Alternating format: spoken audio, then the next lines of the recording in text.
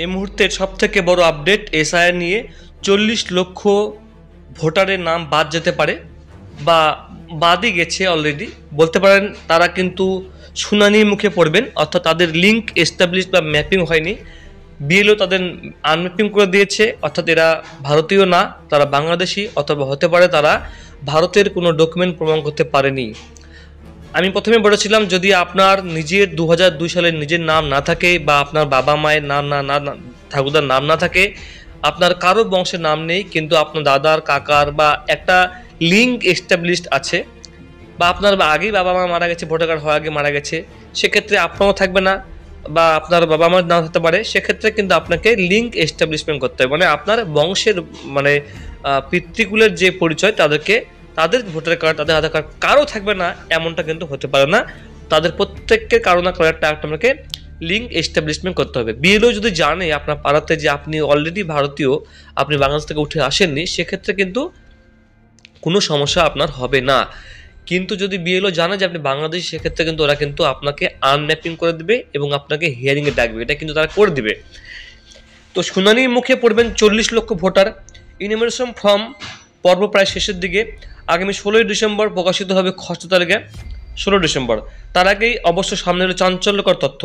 রাজ্যে শুনানির মুখে পড়তে চলেছে প্রায় 40 লক্ষ ভোটার।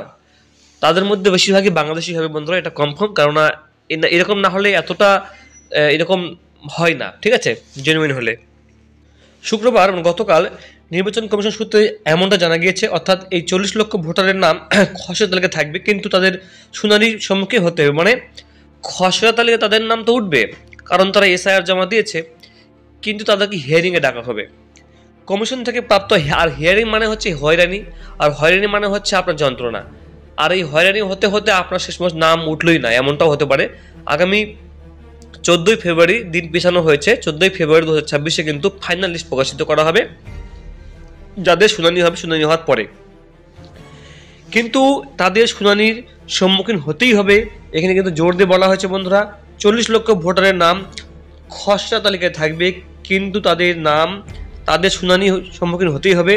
কমিশন থেকে প্রাপ্ত তথ্য অনুযায়ী রাজ্যে এখনো পর্যন্ত 7,60,44,145টি ফর্ম ডিজিটেশনের কাজ সম্পন্ন হয়েছে।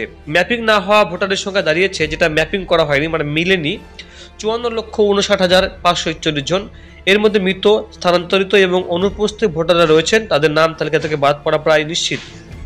পাশাপাশি জেলায় জেলায় ডিজিটাইজড হওয়া ফর্মগুলি বিশ্লেষণ করে সামনে এসেছে আরও 40 লক্ষ নাম। তাদের জানা গিয়েছে ওই ভোটাররা ইনুমারেশন ফর্ম পূরণ করেছেন, কিন্তু তাদের নাম 2002 এর তালিকায় নেই। আবার আত্মীয় হিসেবেও ফর্মে সর্বশেষ এসআইয়ের নাম থাকা কাউকে দেখাননি।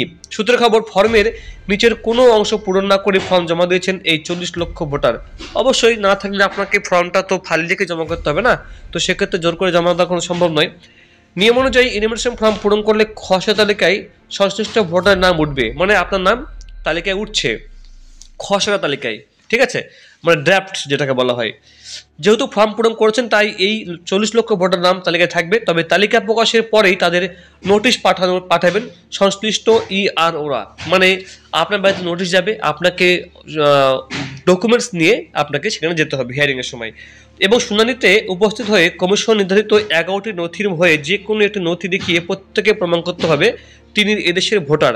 ইআরও ওই নথি যাচাই করে সন্তুষ্ট হলে তবেই সংশ্লিষ্ট ভোটারের নাম চূড়ান্ত তালিকায় অন্তর্ভুক্ত হবে। মানে যদি দেখা যায় যে হ্যাঁ আপনি ভারতীয়, আপনার কাছে ডকুমেন্ট নিয়ে আপনি কবে এসেছেন, আপনার দাদা রয়েছে, কাকা রয়েছে, তো সেক্ষেত্রে কিন্তু আপনার কোনো সমস্যা হবে না। বাট আপনি কিছুই দেখাতে পারছেন না, সেক্ষেত্রে কিন্তু আপনার ফাইনাল লিস্ট থেকে নাম বাদ যাবে।